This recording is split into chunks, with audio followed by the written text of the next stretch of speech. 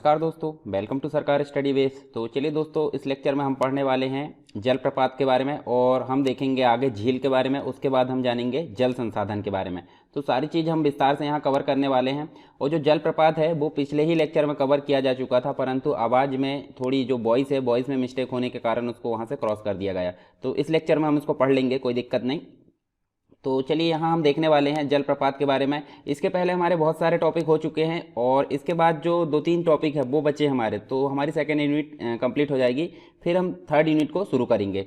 तो यहाँ देखने वाले हैं जलप्रपात। तो जलप्रपात होते क्या है वो जान लेते पहले। तो आपने सुना भी होगा और देखा भी होगा, ठीक है। तो जलप्रपात क्या होते हैं? तीव्र ढाल, मतलब जो ऊंचे स्थान होते हैं, ऊंचे स्थान से सीधे अगर तीव्र ढाल से क्या होता है, पानी, कोई नदी का या कोई भी झरने का पानी नीचे गिरता है तो एक प्रकार से हम उसको झरना या जलप्रपात उसको बोल सकते हैं, वाटरफॉल जिसको बोल सकते हैं, ठीक है। तो हम क्या बोल सकते हैं, जो ऊंचे स्थान है, ऊंचे स्थानों का जो जल है वो ढाल के सहारे क्या होता है, नीचे की ओर, मतलब निचले भागों में गिरता है। तो ऐसी जो स्थलाकृति बनती है उसको एक प्रकार से क्या कहा जाता है, जलप्रपात कहा जाता है। एक वर्ल्ड वाटरफॉल्स डाटाबेस है, इसके अनुसार अगर देखें तो चौड़ाई की दृष्टि से भारत का सबसे बड़ा जो जलप्रपात है वो कर्नाटक में स्थित है। कर्नाटक में कहाँ पे? कर्नाटक में एक नदी है जिसका नाम है शरावती नदी, ठीक है। तो जो शरावती नदी है इसके अंतर्गत हम देख सकते हैं एक जोग या फिर हम बोल सकते हैं गरसोप्पा, जोग या गरसोप्पा जलप्रपात है ये है। और अगर आयतन की दृष्टि से देखें तो आयतन की दृष्टि से सबसे बड़ा जो जलप्रपात है वो हमको कावेरी नदी में देखने को मिलता है। कहाँ पे? ये कावेरी नदी में, ये है, इसका नाम है शिव समुद्रम, ठीक है। तो सबसे बड़ा जलप्रपात अगर पूछा जाए शरावती नदी, जोग गरसोप्पा जिसे हम बोलते हैं वो, और अगर आयतन की दृष्टि से पूछा जाए तो कावेरी नदी में शिव समुद्रम नाम का जलप्रपात आपको देखने को मिलेगा। इसके अलावा हम बात करते हैं चित्रकूट जलप्रपात की। तो चित्रकूट जलप्रपात आपको इंद्रावती नदी पर देखने को मिलेगा, जो छत्तीसगढ़ राज्य है उसके अंतर्गत अगर देखें हम तो ये कहाँ पे देखने को मिलेगा, इंद्रावती नदी पर देखने को मिलेगा। और ये भारत का नियाग्रा प्रपात के नाम से इसको जाना जाता है। नियाग्रा जलप्रपात कहाँ पे है आपको कमेंट बॉक्स में बताना है, ठीक है। ओरिजिनल जो है नियाग्रा जलप्रपात के नाम से इसको जाना जाता है, यानी कि भारत का नियाग्रा जलप्रपात। इसके अलावा दूध सागर जलप्रपात की बात कर लेते हैं। तो ये गोवा और कर्नाटक के बीच में एक नदी है जिसका नाम है गोवा प्लस कर्नाटक, इसका नाम है मांडवी, ठीक है। मैंने बताया था गोवा की जो स्पेशल ज्वारी नदी और मांडवी नदी है, ठीक है। तो ये भी आपको याद रखना है। गोवा की जीवन रेखा इसको कहा जाता है, मांडवी नदी को। तो गोवा और कर्नाटक की सीमा पर ये दूध सागर जलप्रपात यहाँ पे स्थित है, ये आप देख सकते हैं। उसके बाद धुआंधार जलप्रपात तो आपको पता ही होगा, मध्य प्रदेश के अंतर्गत जो नर्मदा नदी है उसमें आप देख सकते हैं, जबलपुर जिले में आपको देखने को मिलेगा। अब इसके अलावा हम कुछ इंपॉर्टेंट जलप्रपात देख लेते हैं, ठीक है, जो कि आपको यहाँ पे देखिए कुछ इंपॉर्टेंट एमसीक्यूज के रूप में आपको पूछे जा सकते हैं। तो देखिए कुंचिकल जलप्रपात आपको, अब यहाँ आपको देखना ऊंचाई, ठीक है। तो ऊंचाई आपको 455 मीटर देखने को मिलेगी, ठीक है। और यहाँ आपको स्थिति देखना शिमोगा कर्नाटक के अंतर्गत देखने को मिलेगा। बोरे ही पानी जो है 399 मीटर ऊंचा देखने को मिलेगा, मयूरभंज उड़ीसा के अंतर्गत। लॉन्ग सियांग 337 पश्चिमी खासी पहाड़ी मेघालय के अंतर्गत। नौकाली जो काई है, नौकाली काई 335 पूर्वी खासी पहाड़ी मेघालय में। नौसंगबी ये जो है थियांग 315 पूर्वी खासी पहाड़ी मेघालय में देखने को मिलेगा। दूध सागर की अगर बात करें तो 310 मीटर कर्नाटक गोवा के अंतर्गत, दोनों मिक्स रूप में देखने को मिलेगा। केरम की अगर बात करें तो ये हम देख सकते हैं 305 मीटर ऊंचा है, पूर्वी खासी पहाड़ी मेघालय के अंतर्गत देखने को मिलेगा। मीन मुट्टी 300 मीटर वायनाड केरल में। फिर थलियार जो है रेड टेल जिसे बोलते हैं 297 मीटर ऊंचा है, डिंडीगुल तमिलनाडु के अंतर्गत। बरकाना 259 शिमोगा कर्नाटक में। जोग या महात्मा गांधी ये मिलेगा आपको 253 मीटर ऊंचा शिमोगा कर्नाटक में। खाड़ाधार ये है आपको मिलेगा 244 मीटर ऊंचा सुंदरगढ़ उड़ीसा के अंतर्गत। बांताबांग 229 शेरचिप मिजोरम के अंतर्गत। पेंचाला कोना ये 219 नेल्लोर आंध्र प्रदेश के अंतर्गत। इसके अलावा कुछ और है, जैसे कि कोने की बात करें तो 200 मीटर ऊंचा देखने को मिलेगा लोनार महाराष्ट्र में। सुंचिपारा ये देखने को मिलेगा 200 मीटर ऊंचा वायनाड केरल के अंतर्गत। मंगोड़ ये 198 उत्तरी कर्नाटक के अंतर्गत देखने को मिलेगा। चेन्नई की बात करें तो 183 मीटर ऊंचा है, नर्मदा नदी में देखने को मिलेगा। डुडुमा ये देखने को मिलेगा 157 कोरापुट उड़ीसा के अंतर्गत। उसके बाद हेबे की अगर बात करें तो 168 ये चिकमंगलुरु कर्नाटक के अंतर्गत देखने मिलेगा। जोरांडा की अगर बात करें तो 150 मीटर ऊंचा मयूरभंज उड़ीसा में देखने को मिलेगा। फिर बिहार में भी देख सकते हैं हम, देखिए ये बिहार नाम का जो जलप्रपात है ये एक प्रकार से 100 मीटर ऊंचा ये टोंस एक प्रकार से देख सकते हैं। हुंड्रू हुंड्रू ये है 98 मीटर ऊंचा, स्वर्ण रेखा झारखंड के अंतर्गत। गोकक जलप्रपात ये 52 मीटर ऊंचा है, घाट प्रवाह कर्नाटक के अंतर्गत। चुलिया जलप्रपात ये 18 मीटर ऊंचा, चंबल में देखने को मिलेगा। चुनासा ये 12 मीटर ऊंचा है, ये भी चंबल में। शिव समुद्रम की अगर बात करें तो 90 मीटर ऊंचा है, कावेरी कर्नाटक के अंतर्गत। कपिल धारा की बात करें तो ये 30 मीटर ऊंचा, नर्मदा मध्य प्रदेश के अंतर्गत देखने मिलेगा। पायकारा ये देख सकते हैं 61 नीलगिरी क्षेत्र में। फिर काकोलत जो है 50 मीटर ऊंचा, काकोलत बिहार के अंतर्गत देखने को मिलेगा। तो ये कुछ इंपॉर्टेंट जलप्रपात थे, ठीक है, वाटरफॉल थे। अब इसके बाद हम जो नेक्स्ट चीज़ें देखने वाले हैं वो झील के बारे में देखने वाले हैं। तो झील हालांकि हमने विस्तार से कहाँ पढ़े थे, हमने पढ़े थे विश्व का जो भूगोल है, विश्व का भूगोल के अंतर्गत हमने विस्तार से पढ़े थे, ठीक है। तो हम यहाँ भारत की जो झील है उसके बारे में देखने वाले हैं। तो ये भी हमारे लिए काफ़ी इंपॉर्टेंट है। अब झील होती क्या है, झील क्या होती है आपको पता होगा, जैसे कि मैंने यहाँ बताया था। जैसे मान लीजिए एक भूमि का जो भाग है, ये भूमि का भाग है और आसपास जो है जल से घिरा है, ठीक है, चारों तरफ से। तो इसको क्या बोला गया था, इसको द्वीप बोला गया था। पर इसके ठीक विपरीत हम बोल सकते हैं कि ये जल का भाग है और आसपास किससे घिरा है, आसपास घिरा है भूमि से। तो इस भाग को बोला जाता है झील। तो आप समझ गए होंगे झील किसको बोला जाता है। मतलब हम भूभाग पर एक धंसा हुआ गड्ढा जिसमें पानी भरा रहता है उसको क्या बोला जाता है, उसको झील बोला जाता है, एक प्रकार से हम बोल सकते हैं। या फिर हम बोल सकते हैं पृथ्वी की सतह के गर्त वाले भाग को जहाँ पर जल जमा हो जाता है, क्या कहलाता है, झील कहलाता है। तो हम वही बात यहाँ पर करने वाले हैं, यानी कि पृथ्वी की सतह पर जो गर्त होता है, गर्त वाला जो भाग होता है जहाँ पर क्या होता है, जल भरा जाता है, तो उसको क्या बोलेंगे, झील बोलेंगे। और भारत में बहुत सी झीलें हैं जो एक दूसरे से आकार और अन्य लक्षणों में भिन्न है। अधिकतर झीलें यहाँ पे स्थायी देखने को मिलेगी और कुछ अस्थायी भी देखने को मिलेगी, यानी कि कुछ झील जो है केवल वर्षा का पानी ही उसमें आ पाता है। कुछ यहाँ देख सकते हैं अंतर्देशीय अपवाह और अर्धशुष्क क्षेत्रों की द्रोणी वाली झीलें भी देखने को मिलती है। और भारत की अगर बात करें तो भारत में हमको अनेक प्रकार से, यानी कि हिमानी और वर्ष से निर्मित झीलें, जो चादर की क्रिया है उसके फलस्वरूप भी झीलों का निर्माण देखने को मिलता है। जबकि कुछ अन्य झीलों का निर्माण हमको किसके कारण देखने को मिलता है, कुछ वायु के कारण देखने को मिलता है, नदियों के कारण भी देखने को मिलता है, यानी कि नदियों के द्वारा झीलें बनाई जा सकती है, वायु के द्वारा, मतलब जो वायु उड़ा उड़ा कर वहाँ पानी भरा जाता है। कुछ हम देख सकते हैं मानवीय क्रियाओं के द्वारा भी यहाँ झीलों का निर्माण किया जाता है। अलग अलग प्रकार से हम देख सकते हैं झीलों का निर्माण होता है, ठीक है। इसके बाद नदी का जो विसर्प होता है, जैसे नदी का ये विसर्प है और अगर नदी ने यहाँ से रास्ता काटकर इधर का भाग छोड़ दिया तो इस प्रकार की कुछ आकृति बन जाती है, तो इसको हम बोलते हैं गोखुर झील, ठीक है। नदी विसर्प के द्वारा गोखुर झील का निर्माण होता है। कुछ हम बोल सकते हैं रोधिका, या फिर हम बोल सकते हैं जैसे ये है स्थल का भाग और यहाँ से समुद्र का भाग मतलब पानी आते जा रहा है और धीरे धीरे यहाँ अवसाद जमा होगा और ये गड्ढा, मतलब जो है धंसा हुआ भाग टाइप बन गया, यहाँ झील बन गई। तो इस झील को बोला जाता है लेगुन झील और केरल में इसको कयाल बोला जाता है।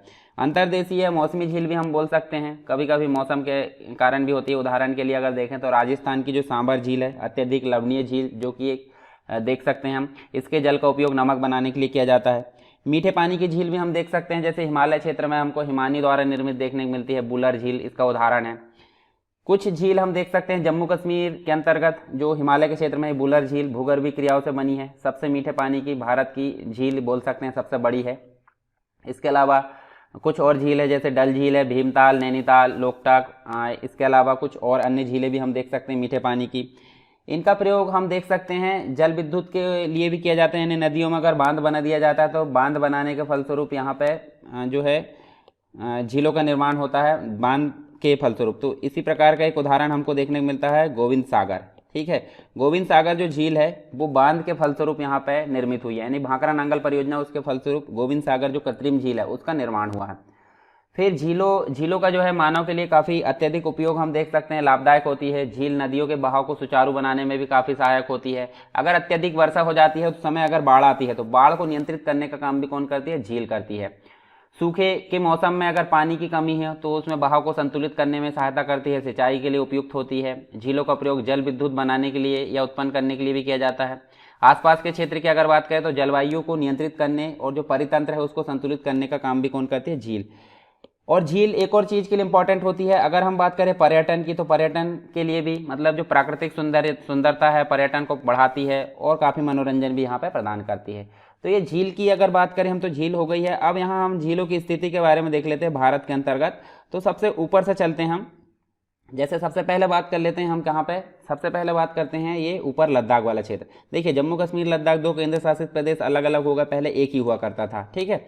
तो हम यहाँ पे देख लेते हैं जैसे सबसे पहले बात करते हैं लद्दाख की, ठीक है। तो लद्दाख यहाँ से देख सकते हो, लद्दाख के अंतर्गत आपको दो देखने को मिलेगी, कौन कौन सी, तेव मुरारी झील और एक मिलेगी पेंगोंग तेव झील, ये दो मिलेगी आपको लद्दाख के अंतर्गत। फिर जम्मू कश्मीर की अगर बात करें तो जम्मू कश्मीर में आपको मिलेगी कौन कौन सी, देखिए देख सकते हैं, बुलर झील, डल झील और जानसार झील, ये दो देखने को मिली। अब हिमाचल प्रदेश में, अच्छा बुलर झील हमने देखा था भारत की ताजे पानी की सबसे बड़ी झील इसको बोला जाता है, ठीक है। इसके बाद हम देख सकते हैं हिमाचल प्रदेश की अगर बात करें तो यहाँ पे हमको सूरजताल देखने को मिलेगी, चंद्रताल, नाकोताल और एक और झील है रेणुका झील, ये भी कहाँ मिलेगी, हिमाचल प्रदेश में देखने को मिलेगी। पंजाब में आपकी कोई झील देखने को नहीं मिलेगी। अब बात करते हैं उत्तराखंड की, हरियाणा में भी झील नहीं है। उत्तराखंड में आपको क्या क्या देखने को मिलेगी, सभी ताले ताल मिलेगी यहाँ पे, सात ताल, भीमताल, उसके बाद रूपकुंड झील और नैनी झील, ये दो चार आपको यहाँ देखने को मिलेगी। दिल्ली में झील नहीं है। उसके बाद आप देख सकते हैं सिक्किम में देखिए सबसे ऊंचाई पर स्थित है सोंगमो झील, ठीक। यहाँ पे हम देख सकते हैं, देखिए अरुणाचल प्रदेश में नहीं मिलेगी झील। अब आपको मिलेगी मणिपुर में लोकटक झील देखने को मिलेगी और ये पूर्वोत्तर भारत की सबसे बड़ी झील इसको बोला जाता है। फिर नीचे चले तो उड़ीसा में आपको चिल्का झील देखने को मिलेगी, ये भारत की खारे पानी की सबसे बड़ी झील है और आकार के अनुसार अगर देखें टोटल एरिया में तो आकार के अनुसार भी सबसे बड़ी झील है, पर मीठे पानी की सबसे बड़ी झील बुलर झील है। इसके बाद नीचे देखें तेलंगाना में आपको दो देखने को मिलेगी, हुसैन सागर झील और उस्मान सागर झील। फिर आंध्र प्रदेश की अगर बात करें तो दो यहाँ पे देखने को मिलेगी, कोलेरू झील, पुलिकट झील। नीचे तमिलनाडु में देखते हैं बीरानम झील, चेम्बरम बक्कम झील, यहाँ दो देखने को मिलेगी। उसके बाद आप देख सकते हैं केरल में आपको तीन देखने को मिलेगी, बेमनाड झील, अष्टमुडी झील और सस्तम फोटा झील।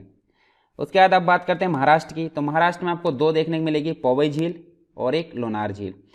नेक्स्ट है गुजरात की अगर बात करें तो गुजरात में आपको देखिए यहाँ पे गुजरात में नल सरोवर देखने को मिलेगी और बीच में मध्य प्रदेश जो कि हमारा स्टेट है, ठीक है। तो यहाँ हम देख सकते हैं क्या मिलेगी, भोजताल और तवा बोहर झील देखने को मिलेगी। अब लास्ट बचा है कौन सा, ये बचा है राजस्थान। तो राजस्थान में आपको बहुत सारी झील देखने को मिलेगी। तो राजस्थान की अगर बात करें तो सांबर झील जो सबसे लवणीय झील है, नमक के लिए उसका उपयोग किया जाता है, पुष्कर झील, नक्की झील, उसके बाद है पंचभद्र झील, देवर झील और राजसमंद झील। अब देवर झील की अगर बात करें तो राजस्थान की सबसे बड़ी मीठे पानी की झील इसको बोला जाता है, ठीक है। तो ये भी थोड़ा सा फैक्ट है, याद रखना आपको। तो ये कंप्लीट हमने देखें जो लोकेशन है उसके अनुसार झील की बात करें तो यहाँ पे देखे हैं। अब बात कर लेते हैं झीलों के कुछ प्रकार जो कि हमने पहले भी देख चुके हैं, तो इनके बारे में थोड़ी सी जानकारी यहाँ पे ले लेते हैं, ठीक है। तो अगर झीलों के प्रकार में देखें सबसे पहले हमको देखने को मिलता है कौन सी झील, विवर्तनिक झील। विवर्तनिक मतलब प्लेट विवर्तनी के एक फलस्वरूप क्या हुआ है, ये जो है प्लेट का संचलन हमेशा मतलब रेगुलर लगा हुआ है, तो उनके कारण जो झील बनती है यहाँ पे उनको विवर्तनिक झील कहा जाता है। और अगर बात करें हम ज्वालामुखी का जो उद्गार होता है उसके फलस्वरूप जो झील बनती है, जो क्रेटर में पानी भरा जाता है उसके द्वारा जो निर्मित झील है ज्वालामुखी निर्मित झील कहते हैं। लेगून या अनूप झील, जैसे कि मैंने बताया था समुद्र के किनारे वाला भाग धीरे धीरे अवसाद लाने के कारण कुछ भाग जो है समुद्र से कट जाता है, जल का ऐसा भाग जो समुद्र से कट गया अवसाद के कारण, तो वो जल का भाग कहलाता है, लेगून या अनूप झील कहलाता है। केरल में कयाल इसको बोला जाता है, बार बार मैं बोल रहा हूँ, याद रखना आपको, इंपॉर्टेंट है। हिमानी द्वारा निर्मित झील, हिमालय क्षेत्र में ये खास करके देखने को मिलती है, हिमानी जो बर्फ की नदियाँ होती है उसके द्वारा निर्मित होती है। वायु के द्वारा खास करके राजस्थान में देखने को मिलती है, वायु के द्वारा जो है जमीन का कुछ भाग उड़ाकर, मतलब बालू जो भी रेत है उनको उड़ाकर ले चलिया जाता है, तो उस जगह जो है गर्त बन जाता है, तो उसमें जो पानी भरता है वो कहलाती झील और वो वायु द्वारा निर्मित झील कहलाती है। तो झीलों के कुछ प्रकार थे वो हमने देखे यहाँ पे। अब बात कर लेते हैं कुछ जो है इंपॉर्टेंट चीज़ें, जैसे हमने बात करते हैं चिल्का कहाँ देखने को मिलती है, आपको उड़ीसा में देखने को मिलती है। तो चिल्का झील की अगर बात करें तो सबसे बड़ी खारे पानी की झील और बड़ी झील भी इसको बोलते हैं, और ये लेगून झील एक प्रकार से, मतलब समुद्र का एक भाग जो टूटकर अलग हो गया है, और उड़ीसा के तट पर ये हमको देखने को मिलेगी। उत्तरी सरकार नाम का जो मतलब जो पूर्वी तट है उसमें हमको ये देखने को मिलेगी, ठीक है। और भारतीय नौसेना का प्रशिक्षण भी यहाँ देखने को मिलेगा, ये भी आपको याद रखना है, ठीक है। इसके अलावा बात करें रूपकुंड झील की, तो रूपकुंड झील आपको कहाँ देखने को मिलेगी, ये उत्तराखंड के अंतर्गत आपको पता है, हमने देखे तो उत्तराखंड में देखने को मिलेगी, और हिमानी से निर्मित झील ये है, ठीक है, हिमानी द्वारा निर्मित झील है। इस झील को हम देखें तो 1942 में एच के माधवन द्वारा यहाँ पर खोजा गया था, ठीक है। नेक्स्ट बात करें हम तो सांबर झील, ये कहाँ देखने को मिलती है, राजस्थान में देखने को मिलती है, और ये 230 किलोमीटर जो है इसमें एक प्रकार से देख सकते हैं हम।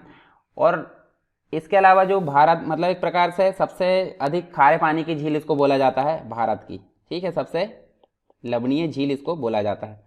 पुलिकट झील की अगर बात करें तो ये पुलिकट झील आपको कहाँ देखने को मिलेगी, कोरोमंडल तट, अर्थात हम बोल सकते हैं आंध्र प्रदेश प्लस तमिलनाडु, आंध्र प्रदेश तमिलनाडु सीमा पर स्थित है। और यहाँ हम देख सकते हैं श्रीहरिकोटा जो द्वीप है बंगाल की खाड़ी से इसको अलग करता है, ठीक है। और इसके अलावा देखें तो 84% जो भाग है इसमें हम देख सकते हैं आंध्र प्रदेश में देखने को मिलता है, ठीक है। मतलब अधिकतर भाग 84% यहाँ देखने को मिलता है और 16% तमिलनाडु में देखने को मिलता है। पुलिकट झील के अंतर्गत ही हम देख सकते हैं यहाँ पे जो आंध्र प्रदेश के तट पर ये एक प्रकार से खारे पानी की झील है, मतलब लेगून झील इसको बोला जाता है। नेक्स्ट है हम देख सकते हैं गोविंद सागर झील। तो गोविंद सागर झील की अगर बात करें तो गोविंद सागर झील एक कृत्रिम झील है, मानव निर्मित झील है, ठीक है। भाखरा नांगल बांध के द्वारा निर्मित की गई है सतलुज नदी पर। भारत की सबसे मीठे पानी की झील आपको पता है बुलर झील है। क्षेत्रफल अगर बात करें इसका तो 160 वर्ग किलोमीटर है, जम्मू कश्मीर में स्थित है, ठीक है। चोलामू झील की अगर बात करें हम यहाँ तो कहाँ पे देखने को मिलेगी, सिक्किम में देखने को मिलेगी, सिक्किम में। और ये जो है सबसे ऊंचाई पर स्थित है, सबसे ऊंचाई मतलब 18,000 फीट ऊंचे स्थान पर यह स्थित है। तीस्ता नदी का उद्गम स्थल इसी झील से होता है, ये हम देख सकते हैं। फिर देखते हैं लोनार झील। लोनार झील आपको कहाँ देखने को मिलेगी, महाराष्ट्र में देखने को मिलेगी। और इसका निर्माण जो है किसके कारण हुआ है, ज्वालामुखी के कारण। तो याद रखना है आपको, ज्वालामुखी निर्मित झील इसको बोल सकते हैं। इसके अलावा लोकटक झील, तो ये कहाँ देखने को मिलेगी, ये पूर्वोत्तर भारत में देखने को मिलेगी, ठीक है। मतलब जो मणिपुर है वहाँ पर देखने को मिलेगी। और इसी के अंतर्गत एक नेशनल पार्क है, केबुल लामझाओ नाम से एक नेशनल पार्क, तैरता हुआ नेशनल पार्क उसको बोल सकते हैं, ठीक है, लोकटक झील के बारे में। और इस पर एक जल विद्युत परियोजना का भी निर्माण किया जा रहा है। और यह झील जो है विश्व में तैरती द्वीपीय झील के रूप में भी जानी जाती है। फिर वेम्बनाड झील की अगर बात करें तो ये कहाँ देखने को मिलेगी, केरल मालाबार तट पर देखने को मिलेगी। और एक प्रकार की लेगून झील है। इसी झील में वेलिंगटन द्वीप है जहाँ पर राष्ट्रीय नौकायन प्रतियोगिता भी होती है। और भारत का सबसे छोटा राष्ट्रीय राजमार्ग जिसे हम बोलते हैं NH-47A, ठीक है, NH-47A जो है इसी द्वीप पर स्थित है। इसके अलावा हम बात कर लेते हैं, देखिए वेम्बनाड झील के बारे में बात करें तो वेम्बनाड झील जो है केरल के कोट्टयम, अलबुजा व एर्नाकुलम जिलों की सीमाओं को भी स्पर्श करती है। और जो एक प्रकार से अष्टमुडी झील की बात करें तो वो भी हमको केरल में ही देखने को मिलती है, ठीक है। ये वाली अष्टमुडी झील कहाँ पे देखने को मिलती है, केरल में ही। और यहाँ पे अगर देखें तो इस जो लेगून है, लेगून एक प्रकार की कायाल झील इसको बोला जाता है। इसकी 8 शाखाएं हैं और रामसर समझौते के द्वारा इसे अंतर्राष्ट्रीय महत्व की आर्द्र भूमि भी घोषित किया गया है। तो आर्द्र भूमि भी यहाँ पे घोषित किया गया है। इसके अलावा यहाँ आप लिस्ट देख सकते हैं, ठीक है, सारी जो झीलें हैं उनके बारे में आप यहाँ स्क्रीनशॉट लेकर देख सकते हैं। हालांकि मैंने मैप में बता दिया हूँ तो आप वहाँ जाकर भी उसको देख सकते हैं, ठीक है। चलिए आगे बढ़ते हैं। अब बात करते हैं हम जल संसाधन की। तो जल संसाधन हमारा जो है काफ़ी महत्वपूर्ण टॉपिक है। खास करके अगर जो आपकी 4th यूनिट की बात करें, आपदा प्रबंधन वाला जो है उसमें अगर बात करें तो उसमें भी आपको ये टॉपिक देखने को मिलेगा, ठीक है। तो उसकी बहुत सारी जो कंटेंट है यहाँ कवर कर लिया जाएगा और कुछ बचा वाला हम वहाँ कवर कर लेंगे, ठीक है। तो इस प्रकार हमारा जो जल संसाधन है दोनों जगह का कवर हो जाएगा। तो देखिए जल संसाधन की अगर बात करें तो एक प्रकार का चक्रीय संसाधन है। चक्रीय संसाधन का मतलब पुनः एक प्रकार से जैसे वर्षा का पानी नीचे आया, वाष्पीकृत होकर ऊपर चला गया, संघनित होकर फिर से वर्षा हो गई, तो इस प्रकार से चक्रीय संसाधन हम इसको बोल सकते हैं, जो कि पृथ्वी पर प्रचुर मात्रा में उपलब्ध है, ठीक है। अब पृथ्वी पर प्रचुर मात्रा में उपलब्ध है मतलब आप बोल सकते हैं एक 71% भाग पर जल है और 29% भाग पर आपको स्थल देखने को मिलता है। परंतु 71% पूरा आपको कंप्लीट रूप से उपयोगी नहीं मिलेगा। इसमें से बहुत सारा जो भाग है वो क्या है, अत्यधिक लवणीय है, ठीक है। और कुछ ही भाग है जिसमें से हमको उपयोगी होता है या ताज़ा जल के रूप में पीने योग्य या उपयोग करने योग्य मिलता है। उसमें से भी हमको हिमानियों में बर्फ़ की चादरें इस प्रकार देखने को मिलता है, नदियों में, ठीक है, भूजल के रूप में देखने को मिलता है। तो उसमें से भी कुछ जल हमको प्रयोग में देखने को मिलता है। तो चलिए उन सभी चीज़ों के बारे में जानेंगे, जल संसाधन के बारे में सारी चीज़ यहाँ पर जानेंगे हम कंप्लीट रूप से। तो एक प्रकार से इसको चक्रीय संसाधन बोला जाता है, यानी कि वर्षा का पानी नीचे आया, वाष्पीकृत होकर ऊपर गया और फिर से वर्षा हो गई संघनित होकर। तो एक प्रकार से चक्रीय है, पुनः उपयोग करने योग्य, जो कि पृथ्वी पर प्रचुर मात्रा में उपलब्ध है। और वैश्विक संदर्भ में अगर देखें तो वैश्विक संदर्भ में हमको भारत के पास टोटल मिलाकर 4% जल एवं अगर बात करें 2.45% भूभाग है, ठीक है। तो भूभाग कितना है, 2.45%। और अगर जल की बात करें तो टोटल मिलाकर 4%। और जनसंख्या कितनी है, जनसंख्या पूरे विश्व की अगर देखें तो 17.7% हमको टोटल जनसंख्या का 17.7% भारत में देखने को मिलता है। तो काफ़ी आप देख सकते हैं काफ़ी असमानता यहाँ देखने को मिलेगी। तो इससे हमको देख सकते हैं प्रति व्यक्ति जो हिस्से में पानी आ रहा है वो काफ़ी कम देखने को मिलता है, 1/4 जल ही आता है। तो इससे क्या होगा, जल संकट की स्थिति हमको देखने को यहाँ पे मिल रही है। भारत में प्रति व्यक्ति जल की जो वार्षिक उपलब्धता की अगर बात करें तो यहाँ पे हमको लगातार कमी देखने को मिल रही है, वार्षिक उपलब्धता में लगातार कमी देखने को मिल रही है। और 1951 की बात करें तो 1951 में हमको प्रति व्यक्ति वार्षिक जल की उपलब्धता 5.177 घन मीटर यहाँ पे थी, परंतु 2011 की अगर बात करें 2011 में घटकर जो है यहाँ पे 1.545 मतलब बहुत कम, 5 से सीधे 1 पे आ गई है। तो काफ़ी घटती हुई नज़र आ रही है यहाँ पे, प्रति व्यक्ति प्रति वर्ष यहाँ पर रह गई है। और विश्व में भारत का स्थान जो है एक प्रकार से देखें प्रति व्यक्ति प्रति वर्ष जल की उपलब्धता के संदर्भ में, तो विश्व में भारत का स्थान कितना है, 133वां नंबर है। देखिए काफ़ी पीछे हम बोल सकते हैं यहाँ पे। इसके अलावा वर्ष 2000 की अगर बात करें तो भारत में जल की मांग कितनी थी, 634 घन मीटर थी, जिसमें घरेलू उपयोग के लिए 42 घन मीटर, सिंचाई के लिए 541 घन मीटर, उद्योग ऊर्जा अन्य चीज़ों के लिए 51 घन मीटर था। पृथ्वी पर अगर बात करें हम पीने योग्य जल की, तो पीने योग्य जल मात्र हम बोल सकते हैं 2.5% है। जैसे कि मैंने बताया था 100% मतलब 71% जल का वो जो भाग है पूरे पृथ्वी पर है, उसमें से हम बोल सकते हैं 98 मतलब 97.5 हम बोल सकते हैं लवणीय जल है, और टोटल मिलाकर 2.5% हमको पीने योग्य ताज़ा जल देखने को मिलता है। इस ताजे जल का मतलब 2.5% जो जल का 75% भाग अगर देखें तो ध्रुवीय क्षेत्र मतलब जो हिमाच्छादित बर्फ से ढके हुए पर्वत है, हिमनद है, उनके रूप में देखने को मिलता है। फिर उसके बाद ताजे जल का लगभग हम देखें तो हमको 22.5% जो भाग है वो कहाँ देखने को मिलता है, एक तो भूमि जल के रूप में देखने को मिलता है, नदियों में देखने को मिलता है, तालाब में देखने को मिलता है और झीलों में देखने को मिलता है। इसके अलावा जो एक प्रकार से जल है, जल को नवीकरणीय संसाधन एक प्रकार से अगर देखें तो जल चक्र जो होता है, वाटर साइकिल जिसे बोलते हैं, उसके माध्यम से पृथ्वी पर उपलब्ध जो स्वच्छ जल है उसका लगातार क्या किया जा सकता है, नवीकरण या पुनर्भरण उसको किया जा सकता है। फिर बात करते हैं लवणीय जल। तो जो लवणीय जल है एक प्रकार से पृथ्वी पर उपलब्ध संपूर्ण जल का लवणीय जल मैंने जैसे कि बताया 97 के आसपास है, यानी कि 96.5% यहाँ पर लवणीय जल देखने को मिलता है, और केवल 2.5% जो भाग हमने देखे वो अलवणीय यानी कि ताज़ा पानी या पीने योग्य जल देखने को मिलता है।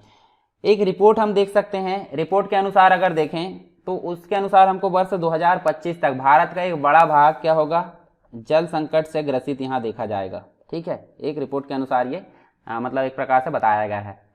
सिंचित कृषि जो कृषिगत क्षेत्रफल की दृष्टि से अगर बात करें तो भारत का विश्व में पहला स्थान है। ठीक है, और देश का 8वां हिस्सा बाढ़ग्रस्त है यहाँ पे, तथा 6ठा हिस्सा सूखाग्रस्त माना जाता है। और ये सभी जो है एक प्रकार से मानसून की प्रकृति के लिए उत्तरदायी है। मतलब जो टोटल मिलाकर अगर देखें तो कृषि वाला जो भाग है वो भी मानसून पर निर्भर है। ठीक है, जो बाढ़ आ रही है वो भी मानसून के कारण आ रही है। ठीक है, और इसके अलावा अगर बात करें तो सूखाग्रस्त, तो वो भी हमको मानसून के कारण यहाँ पे देखने को मिलता है। इसके अलावा हम एक योजना की बात करते हैं, अटल भूजल योजना की। तो ये काफ़ी इंपॉर्टेंट है, जल संकट को मतलब जल संकट का सामना करने के लिए इसको शुरू किया गया था। काफ़ी महत्वाकांक्षी योजना है और ये केंद्र सरकार के द्वारा शुरू की गई। घटते भूजल के संकट का सामना करने के लिए किसके द्वारा, केंद्र सरकार के द्वारा इसको शुरू किया गया। ठीक है, इस योजना का मुख्य उद्देश्य है क्या है, जल का पुनर्भरण करना, और जो कृषि है कृषि क्षेत्र के लिए पर्याप्त जल है उसका भंडारण करना, इसका मुख्य उद्देश्य हम देख सकते हैं। ठीक है, तो काफ़ी इंपॉर्टेंट है। इसके बाद हम देख सकते हैं जल संसाधन से संबंधित संवैधानिक कुछ प्रावधान है, संविधान में इनका कुछ उल्लेख है। तो यहाँ पे हमको 2 अनुच्छेद देखने को मिलेंगे, और जल जो है, जल किस सूची का है, समवर्ती सूची का, यानी कॉनकरेंट लिस्ट का भाग है। जैसे एक सूची होती है केंद्र की और एक होती है राज्य की और एक होती है समवर्ती। तो केंद्र वाली में केंद्र ही कानून बनाएंगे, ठीक है, उसका पावर रहेगा। राज्य में राज्य को कानून बनाने का पावर रहेगा। समवर्ती सूची में दोनों को पावर रहेगा। तो जल को समवर्ती सूची में शामिल किया गया है। और अनुच्छेद 246 और 262 यहाँ पे संवैधानिक प्रावधान देखने को मिलते हैं जल से रिलेटेड। तो 246 क्या बोलता है, 246 में आपको एक सूची बंद देखने को मिलती है। ठीक है, जिसके अंतर्गत हमको प्रविष्टि नंबर 56 से देखने को मिलता है। तो जो अंतर्राज्यीय नदियां है, मतलब एक राज्य से दूसरे राज्य में जो बहती है, उनकी घाटियों का उस सीमा तक का संचालन और विकास करना जिस सीमा तक संसद जो है उसकी विधि के अंतर्गत केंद्र के नियंत्रण में घोषित किया जाएगा। ठीक है, मतलब दो जो राज्यों में जो नदियां बहती है उनकी घाटियों का सीमांकन सभी चीज़ों का संचालन किसके द्वारा किया जाएगा? संसद के द्वारा विधि के अंतर्गत ही केंद्र सरकार के द्वारा घोषित होगा और इसी के द्वारा मेंटेन किया जाएगा। दूसरी सूची जो है इसके अंतर्गत बोलती है जो कि मतलब यहाँ पे तो जो हो गई केंद्र सरकार की सूची, ये हो गई दूसरी सूची राज्य सरकार की सूची 246 के अंतर्गत। तो इसमें प्रविष्टि नंबर 17 के अंतर्गत राज्य जो है सरकारों को अपने क्षेत्राधिकार में जल प्रदाय, सिंचाई, नहरें, निकास और बांध, जलाशय, जल विद्युत से संबंधित कार्य करने का पूर्ण अधिकार होगा।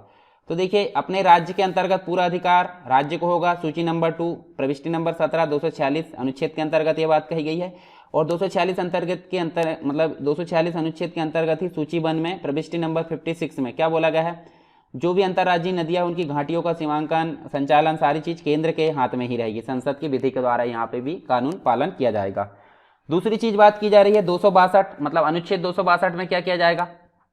जो अंतर्राज्यीय जल नदी विवाद है, मतलब अंतर्राज्यीय जो विवाद है, ठीक है, उनमें क्या होगा? मतलब भारतीय संविधान के अनुच्छेद 262 का संबंध इनसे संबंधित होगा। मतलब विवाद का निपटारा किसके अंतर्गत लिखा गया है? अनुच्छेद 262 के अंतर्गत। तो ये दोनों संवैधानिक प्रावधान थे, जल संसाधन से रिलेटेड हमारे संविधान में यहाँ वर्णन किया गया है। अब बात कर लेते हैं आगे। जब भारत में जल संसाधन के कुछ प्रमुख स्रोत है, जैसे कि अगर बात करें धरातलीय जल देखने को मिलता है, उसके बाद हम भूमिगत जल की बात कर सकते हैं, वायुमंडलीय जल और कुछ महासागरीय जल। तो ये चारों जल के स्रोत हम देखेंगे यहाँ पे। धरातलीय जल को एक प्रकार से पृष्ठीय जल भी बोला जाता है, ठीक है। उसके बाद अगर भूमिगत जल की बात करें तो इसको एक प्रकार से भौम जल भी बोला जाता है, ठीक है। वायुमंडलीय जल और महासागरीय जल, 4 प्रकार से हमको भारत के जल संसाधन के स्रोत देखने को मिलेंगे। तो सबसे पहले हम बात करेंगे यहाँ पे पहला स्रोत, जिसको हम बोलते हैं जल धरातलीय संसाधन, धरातलीय जल संसाधन, या फिर हम बोल सकते हैं पृष्ठीय जल संसाधन। 2 प्रकार से इसको बोल सकते हैं। और मुख्य रूप से जो जल संसाधन ये वाला प्रकार है, पृथ्वी की सतह में हम बोल सकते हैं, पृथ्वी की सतह में पाया जाने वाला जो जल है धरातलीय या पृष्ठीय जल इसको बोल सकते हैं। इसके अंतर्गत हम बात करें तो इसके अंतर्गत हमको नदियाँ देखने को मिलती है, या फिर हम बोल सकते हैं झीलें, फिर तालाब देखने को मिलता है, पोखर, आर्द्र भूमियाँ, ये सभी मतलब जो है धरातलीय जल संसाधन के अंतर्गत शामिल की जाती है। और इसका जो मूल स्रोत होता है वो क्या होता है? वर्षा के द्वारा।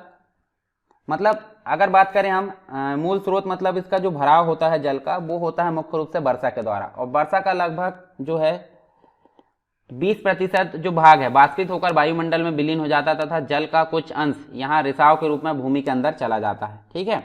उसके बाद अगर बात करें तो भारत के कुल पृष्ठीय जल का लगभग 2/3 भाग हमको कहाँ देखने को मिलेगा? पृष्ठीय जल, मतलब धरातलीय जल का कुल जो 2/3 भाग है वो हमको 3 नदी यानी कि सिंधु, गंगा और ब्रह्मपुत्र नदी में प्रवाहित होता हुआ दिखेगा। और इन तीनों नदियों में वार्षिक जल प्रवाह की जो मात्रा अधिक होती है, अतः इन नदियों का जो जल भंडारण उसकी क्षमता को बढ़ाया जा सकता है।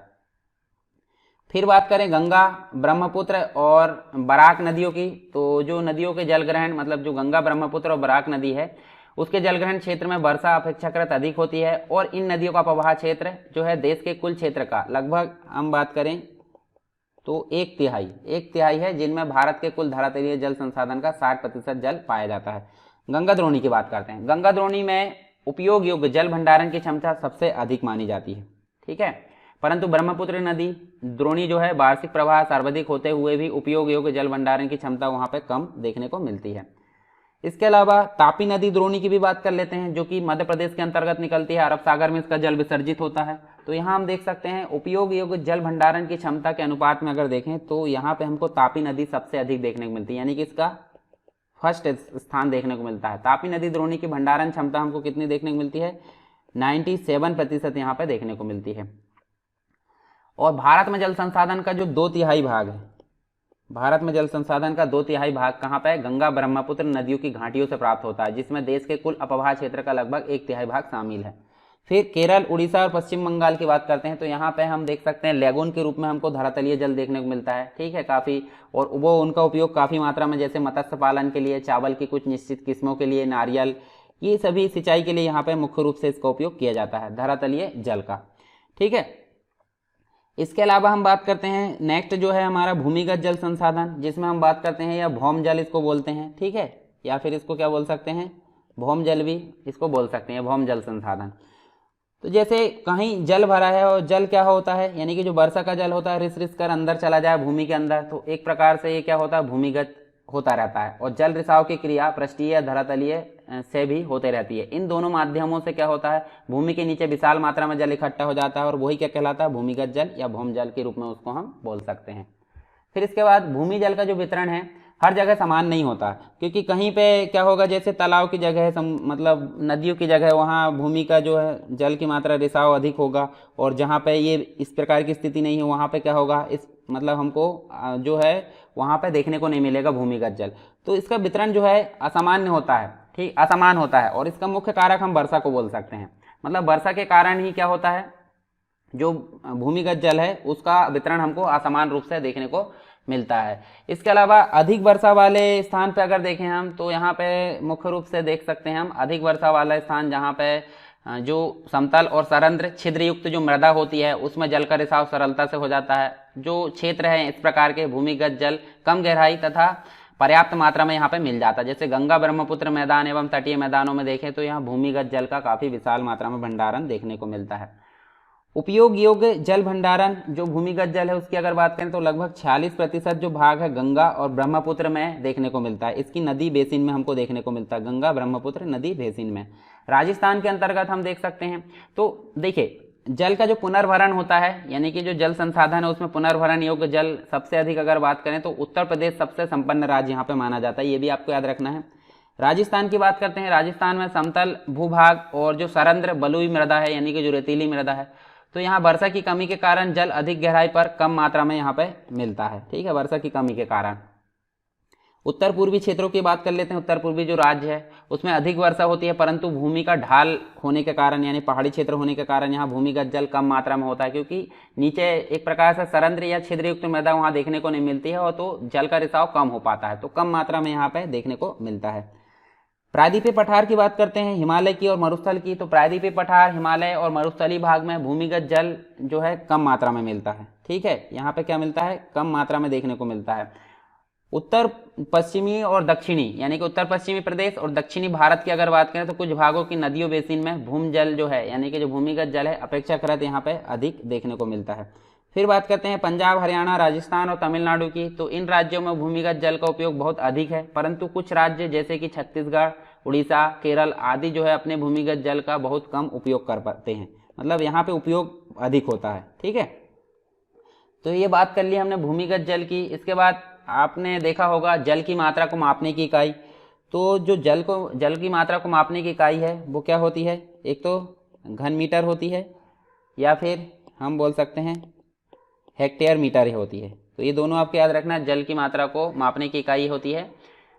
अब बात करते हैं जल की मांग और उसके उपयोग। तो यहाँ देख सकते हैं जल के एक प्रकार से विभिन्न उपयोग हो सकते हैं, ठीक है, जैसे कि हम बोल सकते हैं पीने के लिए उपयोग हो सकता है, घरेलू कार्य के लिए हो सकता है, सिंचाई कार्य के लिए, जन स्वास्थ्य के लिए, स्वच्छता के लिए, स्वच्छता, जल निकासी, मलमूत्र निकासी, इन सभी के लिए जल का उपयोग किया जाता है।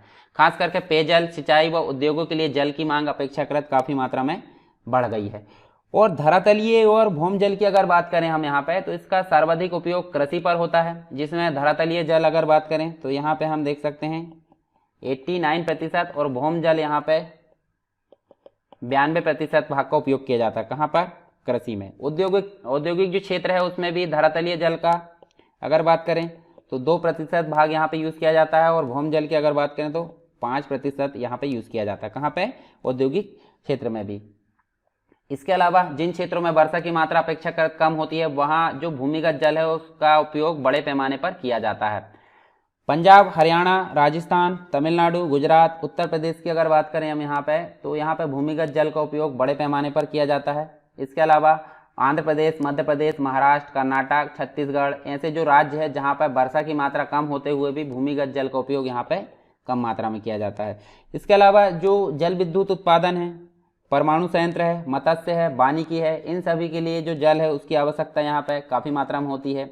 तो ये हमने देखे जल की मांग और उसके उपयोग से संबंधित कुछ बातें। अब बात कर लेते हैं जल की दुर्लभता और जल संरक्षण और प्रबंधन की आवश्यकता क्यों है, इन सभी चीज़ों के बारे में।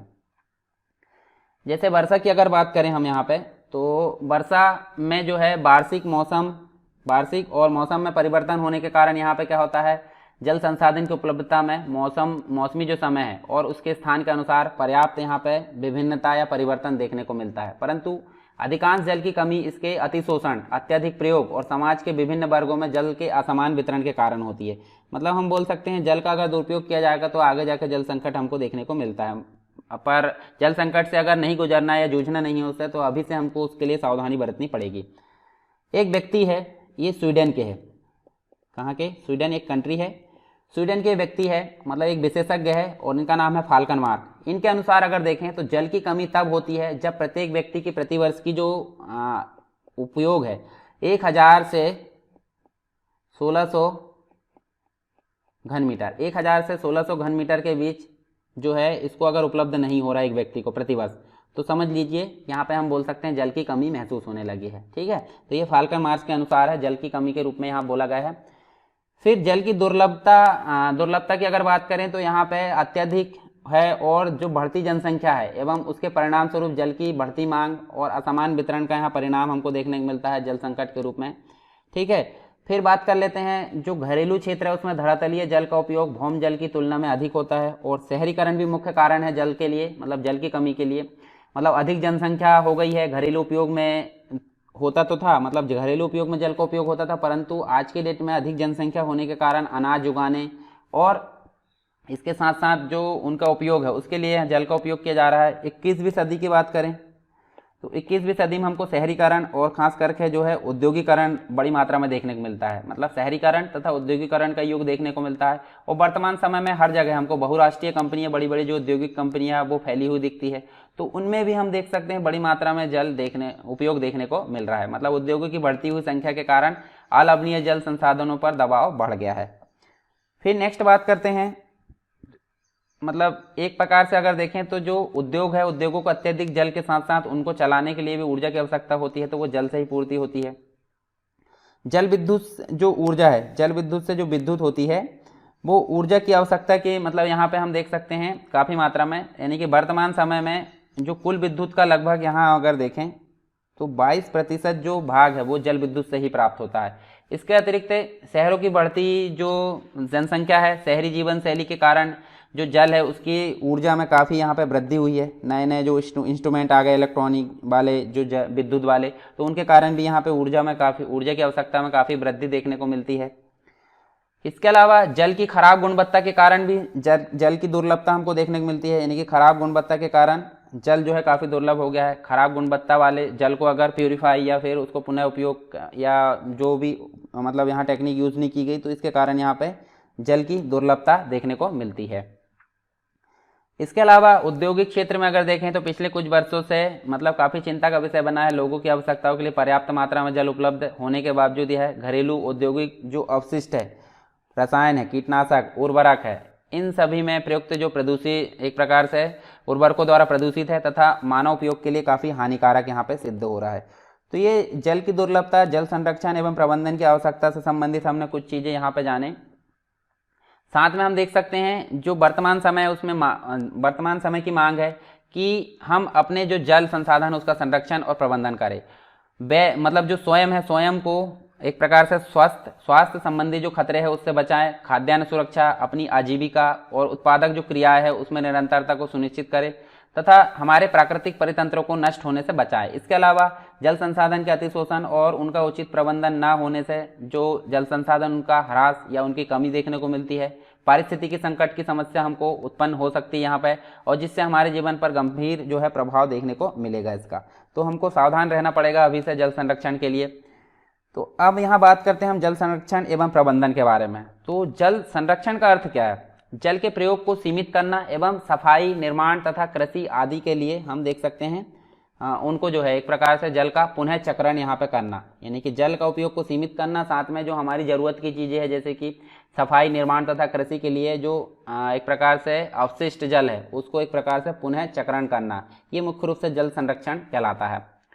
इसके अलावा लगातार जो बढ़ती जनसंख्या है, औद्योगिकरण है उसमें वृद्धि तथा कृषि में विस्तार होने से क्या हो रहा है, जल की मांग बढ़ती जा रही है और जल संरक्षण आज की एक महत्वपूर्ण आवश्यकता बन गई है। ठीक है, मतलब हम बोल सकते हैं जल संरक्षण क्या है, आज की महत्वपूर्ण आवश्यकता। अगर हम इस ओर ध्यान नहीं दिए तो हमें जो है काफ़ी संकट से गुजरना पड़ सकता है भविष्य में।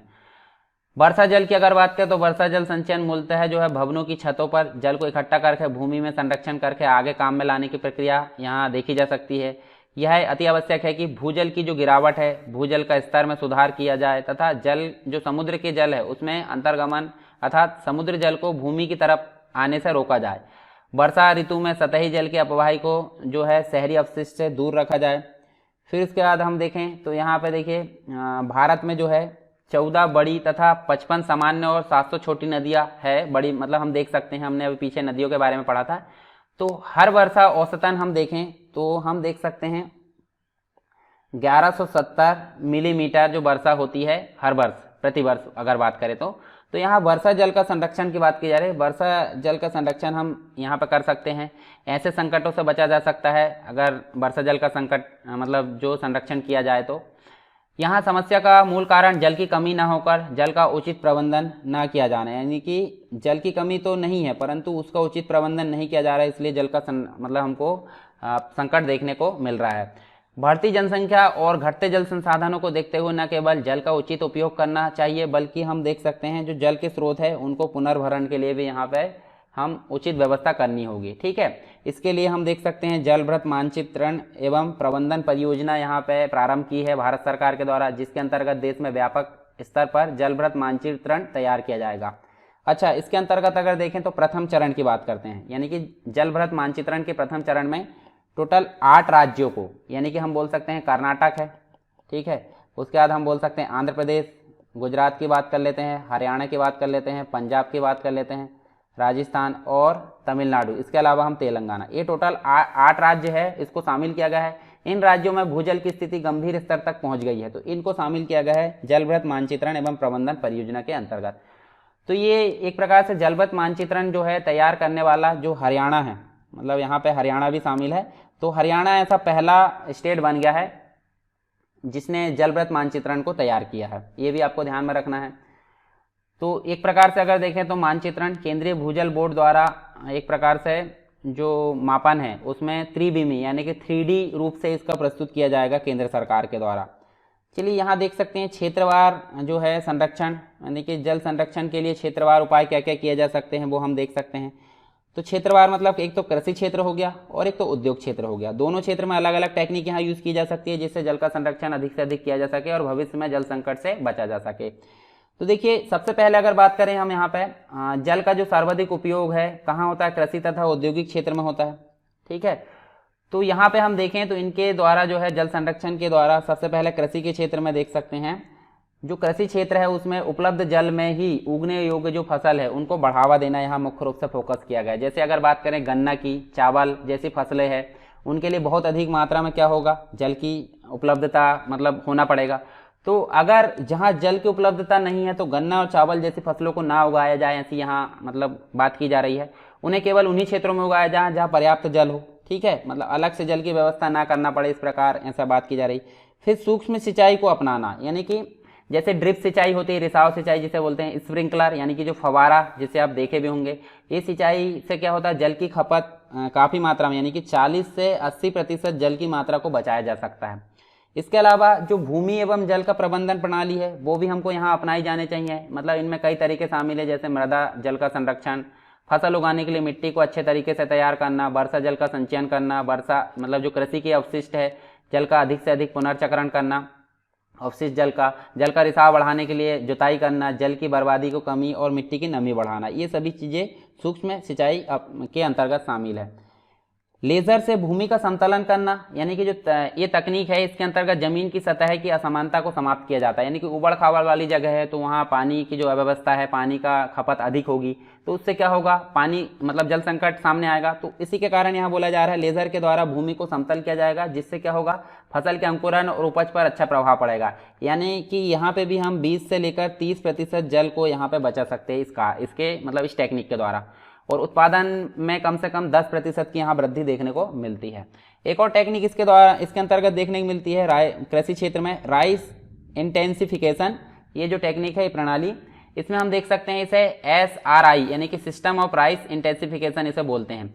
इसमें जल की आवश्यकता को लगभग हम बोल सकते हैं 29% तक जो है कम करने तथा फसल तैयार करने की जो अवधि है 8 से 12 दिन कम करने के लिए काफ़ी प्रसिद्ध है। इस प्रणाली का प्रयोग चावल के साथ साथ गन्ने की खेती के लिए भी किया जाता है। ठीक है, तो ये कृषि क्षेत्र में कुछ यहाँ पे संरक्षण के उपाय थे।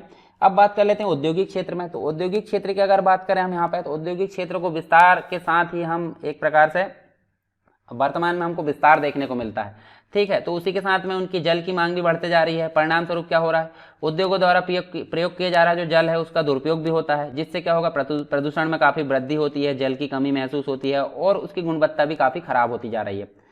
फिर उसके बाद देखें तो जल पर जो निर्भर उद्योग है, जल के लिए स्थानीय किसानों, परिवारों तथा अन्य उपयोगकर्ता से प्रतिस्पर्धा कर रहे हैं। मतलब जो उद्योग है अन्य, जैसे किसानों का क्षेत्र है उधर, तो वहाँ पर काफ़ी प्रतिस्पर्धा हो रही है जल के कारण।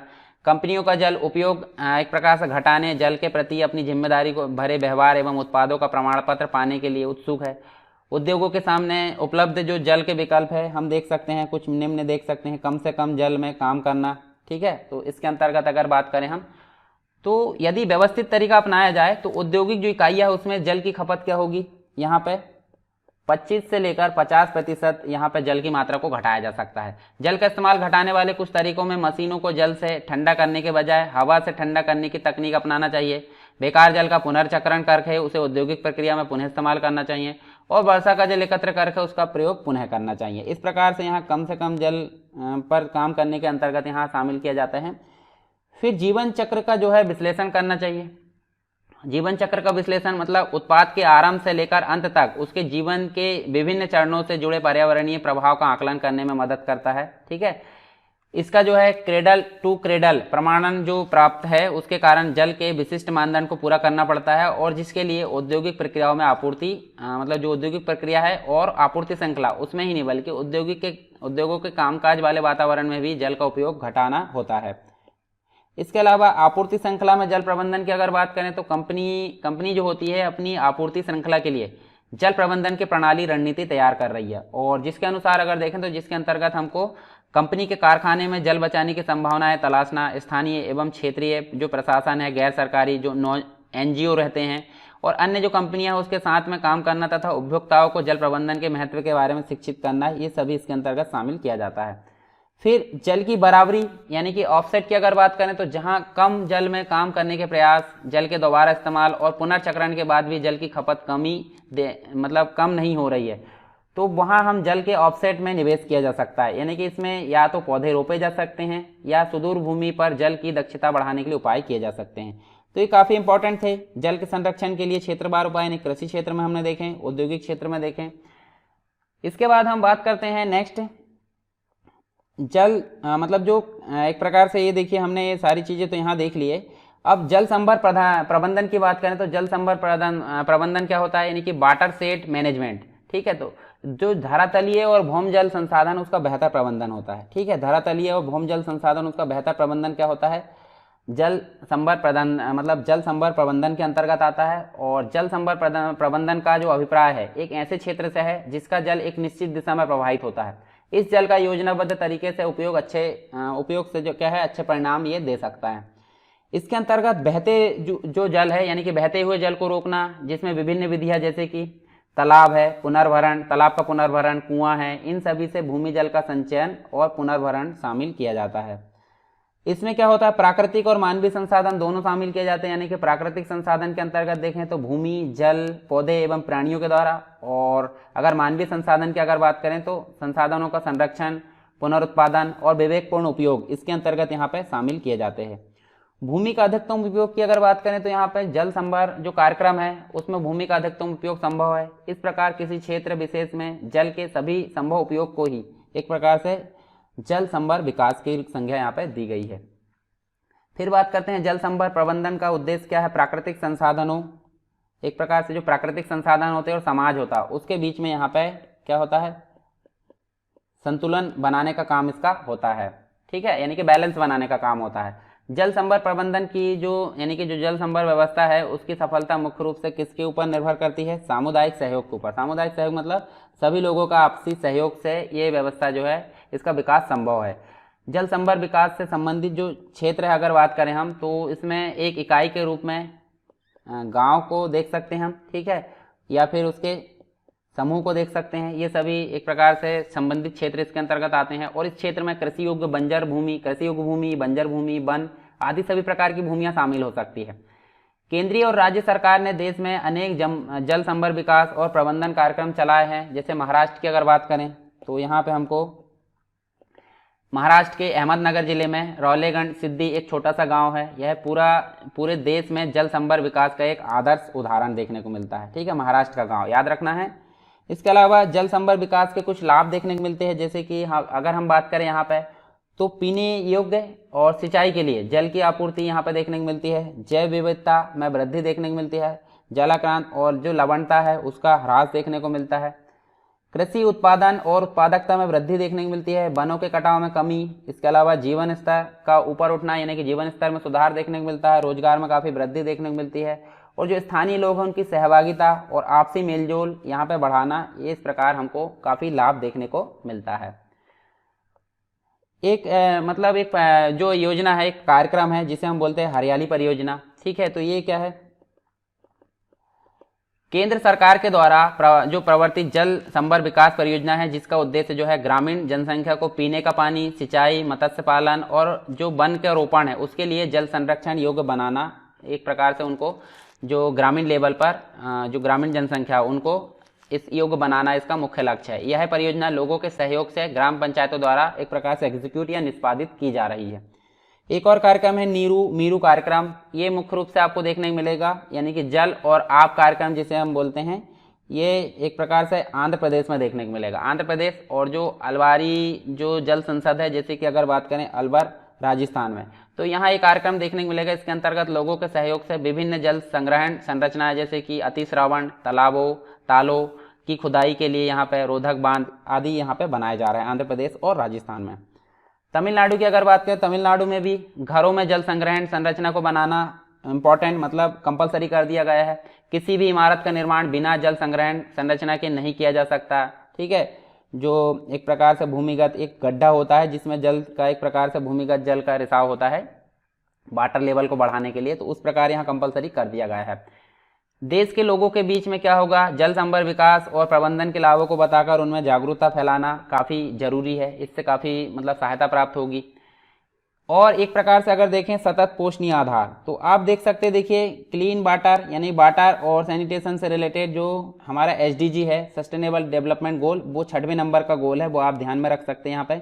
देखिए ये सभी गोल आपको याद रहना चाहिए, जैसे कि गरीबी हटाना, भूख हटाना, उसके बाद गुड हेल्थ यानी स्वास्थ्य पे ध्यान देना, है कि क्वालिटी एक शिक्षा का जो है 4थे नंबर पर है। जेंडर इनइक्वलिटी को हटाना, यानी कि जो मेल और फीमेल है उसमें असमानता को हटाना, ये सभी आपको याद होने चाहिए। टोटल 17 गोल आपको देखने को मिलेंगे, जिसमें 6वां नंबर वाटर से रिलेटेड है। ठीक है, उसके बाद जल का पुनः चक्रण और पुनः उपयोग की अगर बात करें हम यहाँ पे, तो देखिए अगर आपको ये चित्र देखने को मिल रहा है तो यहाँ पे आप देखिए समझ सकते हैं। जैसे बारिश अगर होती है तो बारिश होती है वर्षा के माध्यम से, फिर कुछ जल यहाँ पेड़ों में आता है। ठीक है, पेड़ों के माध्यम से बाष्पोत्सर्जन हो जाता है। ठीक है, और कुछ जल बहकर समुद्र में चला जाता है तो वो बाष्पीकरण हो जाता है। दोनों ही क्रिया के द्वारा यहाँ पे बादल बनते हैं, संघनन होता है और फिर से बारिश हो जाती है। तो एक प्रकार से जल का जो है पुनः चक्रण हम देख सकते हैं यहाँ पे, यानी कि जल जो बाष्पीकरण, वर्षण और अपवाह की जो प्रक्रिया है उसके द्वारा महासागरों, वायु, भूमि और पुनः महासागरों में चक्रण द्वारा निरंतर गतिशील होता है। इसी को हम क्या बोलेंगे, जल चक्र की संज्ञा इसको बोल सकते हैं। तो यहाँ पे हमको पुनः चक्रण और पुनः उपयोग से क्या होता है, अलवणीय जो जल होता है उसको सुधारा जा सकता है। ठीक है, फिर उसके बाद देखें नगरीय क्षेत्रों में स्नान, बर्तन धोने, वाहनों को धोने, इन सभी का प्रयोग और जो है बागवानी के लिए एक प्रकार से पुनः उपयोग के लिए किया जा सकता है। मतलब जो जितना भी जल बचा है वो बागवानी के लिए यहाँ पे पुनः उपयोग में लाया जा सकता है। कुछ अच्छी गुणवत्ता वाला जो जल होता है उसको पीने के योग्य बचाया जा सकता है। मतलब जो अन्य जल जैसे नहाने के लिए हम नॉर्मल यानी कि जो पीने को पानी होता है उससे कम गुणवत्ता वाला पानी भी यूज़ कर सकते हैं, तो हमको उस प्रकार से मैनेज कर लेना चाहिए। ठीक है, अच्छी गुणवत्ता वाले जल को पीने योग्य बचा कर रखना चाहिए। वर्तमान में जल का पुनः चक्रण सीमित मात्रा में यहाँ पे देख सकते हैं हम किया जा रहा है और जिसे बढ़ाने की काफ़ी आवश्यकता है। तो ये जल का पुनः चक्रण क्यों किया जाना है, काफ़ी इंपॉर्टेंट यहाँ पे है। फिर देखते हैं वर्षा जल का संग्रहण। अब वर्षा जल का संग्रहण किस प्रकार किया जाना है वो हम यहाँ पे देख लेते हैं, और कहाँ कहाँ कौन सी चीज़ यहाँ अपनाई जा रही है भारत के अंतर्गत वो भी यहाँ पे देखेंगे। तो देखिए वर्षा जल का संग्रहण, इसका सामान्य अर्थ हम बोल सकते हैं भूमिगत जल के पुनर्भरण की एक तकनीक हम इसको बोल सकते हैं, यानी कि वर्षा जल को एकत्रित करने से है वर्षा जल का संग्रहण, और भूमिगत जल के पुनर्भरण की एक तकनीक इसको बोला जाता है। इस तकनीक में क्या होता है, जल को बिना प्रदूषित किए स्थानीय रूप से वर्षा जल को एकत्रित करके भूमिगत किया जाता है। इसमें स्थानीय घरेलू मांग को जल का अभाव जो भले पूरे दिन है एक प्रकार से उसमें इसका प्रयोग किया जा सकता है। विशेषज्ञों की अगर माने यहाँ पे उनके मत, तो यहाँ पे जो बहुउद्देशीय परियोजना है, बहुउद्देशीय जो परियोजना है उनकी अगर बात करें तो उसके अलाभकृत जो प्रभाव है और उन पर उठे विवादों के कारण वर्षा जल संग्रहण तंत्र सामाजिक, आर्थिक और पारिस्थितिक तौर पर यहाँ व्यवहारिक विकल्प हो सकते हैं। प्राचीन भारत में भी हमको बहुत सारी टेक्निक यहाँ देखने को मिली, यानी कि प्राचीन भारत में उत्कृष्ट जलीय निर्माणों के साथ साथ जल संग्रहण ढांचे भी यहाँ पाए गए। लोगों को वर्षा पद्धति और मृदा के गुणों के बारे में यहाँ काफ़ी ज्ञान था प्राचीन समय में। उन्होंने आवश्यकता अनुसार वर्षा जल, भूमि जल, इसके अलावा नदी जल और बाढ़ का जो जल संग्रहण है उसको अच्छे तरीके से यहाँ विकसित कर लिया था। पश्चिमी भारत की बात कर लेते हैं हम। पश्चिमी भारत मतलब ये वाला जो भाग है, अरब सागर वाला भाग, ठीक है। विशेषकर पश्चिमी भारत में इसमें अगर देखें तो हमको राजस्थान में देखने को मिलता है। राजस्थान में पीने का जल एकत्रित करने के लिए छत वर्षा जल का संग्रहण एक तरीका वहाँ पे प्रचलित है, ठीक है, राजस्थान में। पश्चिम बंगाल में अगर देखें तो बाढ़ के मैदानों में लोग अपने खेतों की सिंचाई के लिए बाढ़ की जो है एक प्रकार से बाढ़ जल की वाहिकाएं बनाते हैं यहाँ पे। उसके अलावा हम देख सकते हैं शुष्क और अर्ध शुष्क क्षेत्र की बात कर लेते हैं तो यहाँ क्षेत्रों में खेतों में वर्षा जल एकत्रित करने के लिए गहरे गड्ढे बनाए जाते हैं ताकि मृदा को सिंचित किया जा सके और संरक्षित जल को खेती के लिए उपयोग किया जा सके। फिर राजस्थान की बात कर लेते हैं, यहाँ पे देख सकते हैं हम जैसलमेर, ठीक है। राजस्थान के अंतर्गत जैसलमेर में एक जो है खादीन और अन्य क्षेत्र जोहड़, इसके प्रमुख उदाहरण हमको देखने को मिलते हैं शुष्क और अर्धशुष्क प्रदेश के, ठीक है। प्राकृतिक जल का शुद्धतम रूप यहाँ देख सकते हैं हम, देखिए इसके पहले देख लेते हैं राजस्थान का जो अर्धशुष्क और शुष्क प्रदेश है उसमें विशेषकर बीकानेर, बाड़मेर लगभग जो है प्रत्येक घर में पीने का जल संग्रहित करने के लिए भूमिगत टैंक और या टांका हम बोल सकते हैं। टांका आप जानते होंगे, जल का स्टोरेज जिसमें किया जाता है घर में, टंकी जैसा सीमेंट का बना होता है, ठीक है, उसमें करते हैं। इसका आकार एक बड़े कमरे जितना हो सकता है, ठीक है। और यहाँ देखिए प्राकृतिक जल का एक शुद्धतम रूप हम टांका को बोल सकते हैं, ठीक है। अभिन्न हिस्सा इसको बोल सकते हैं संग्रहण का, जिसे मुख्य रूप से घर या आंगन में हम इसको बना सकते हैं, ठीक है। छतों का पानी पाइप से या एक प्रकार से पाइप जुड़ा होता है उसके कारण यहाँ पे इकट्ठा होता है, ठीक, तो इसमें जल एकत्रित किया जा सकता है। उसके अलावा वर्षा का जल जो है छत और नालों को साफ करने में भी प्रयोग होता है तथा इसमें उसे संग्रहित नहीं किया जाता।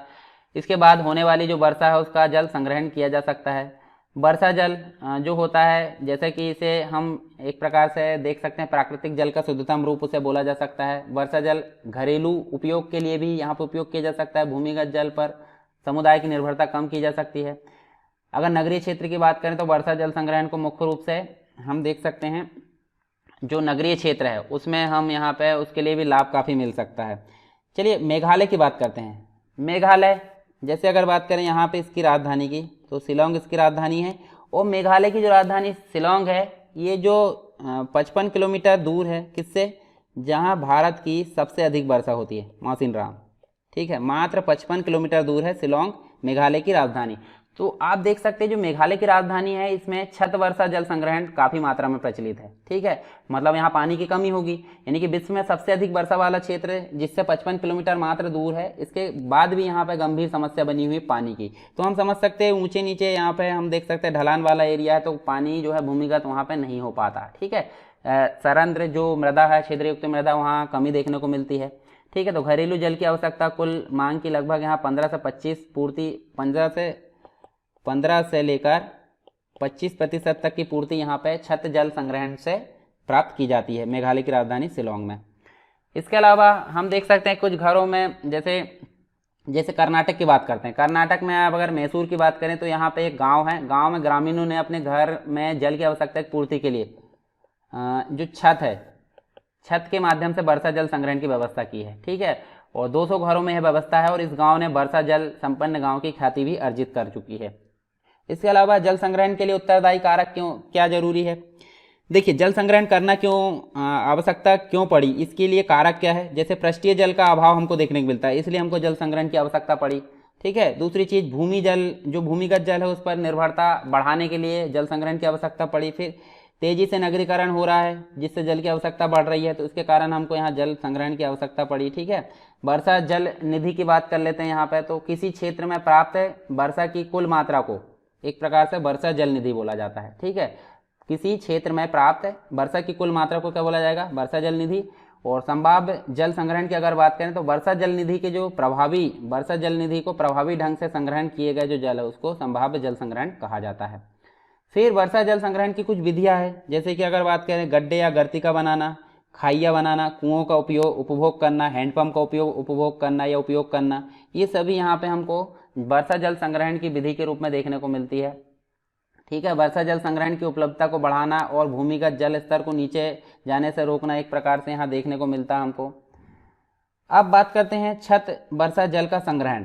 छत वर्षा जल संग्रहण की अगर बात करें तो यहाँ पे हम देख सकते हैं जो पीवीसी पाइप होते हैं, प्लास्टिक वाइट कलर के होते हैं, नल में भी हम इनका उपयोग देख सकते हैं। तो पीवीसी पाइप के इस्तेमाल से क्या होगा, छत का जो जल है वो हम देख सकते हैं रेत और ईंट का प्रयोग करके यहाँ पे जल को छानने के लिए प्रयोग कर सकते हैं। ठीक है, पाइप से तो इकट्ठा किया जाएगा और रेत और ईंट के द्वारा हम इसको छान सकते हैं। ठीक है, और जो हौज और कुएं होते हैं इनके द्वारा भी जो भूमिगत जो पाइप है इसके द्वारा हौज और कुएं में वर्षा जल को इकट्ठा किया जा सकता है और तुरंत इसका उपयोग भी किया जा सकता है।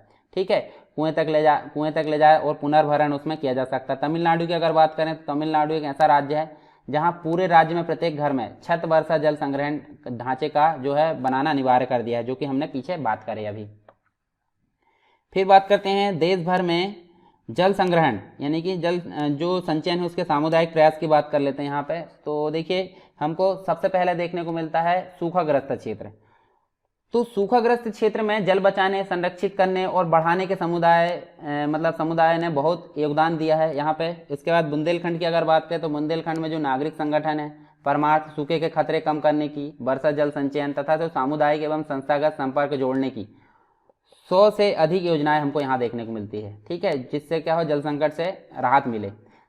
इसके अलावा आंध्र प्रदेश की बात करते हैं तो आंध्र प्रदेश में जो है सूखे से प्रभावित 7 जिले के जो किसान हैं, 7 जिले में किसानों द्वारा प्रबंधित जो भूजल प्रणाली है, भूजल प्रणाली, इसके अंतर्गत किसान अपनी भूजल प्रणालियों को संभाल रहे हैं और उचित कृषि विकल्प को अपना रहे हैं। गुजरात की बात कर लेते हैं तो 2002 की अगर बात करें हम यहाँ पे तो गुजरात राज्य के सूखाग्रस्त राज्य जो समाधि याला जो गांव है उसमें खेतों में तालाबों, छिद्रयुक्त टैंकों, रोक बांधों, ये मतलब चेक डैम जिन्हें बोलते हैं चेक डैम, और जमीन के नीचे कुछ नीचे संरचनाएं बनाकर जल को एकत्रित करने की यहाँ पे टेक्निक अपनाई गई है गुजरात में 2002 के बाद से।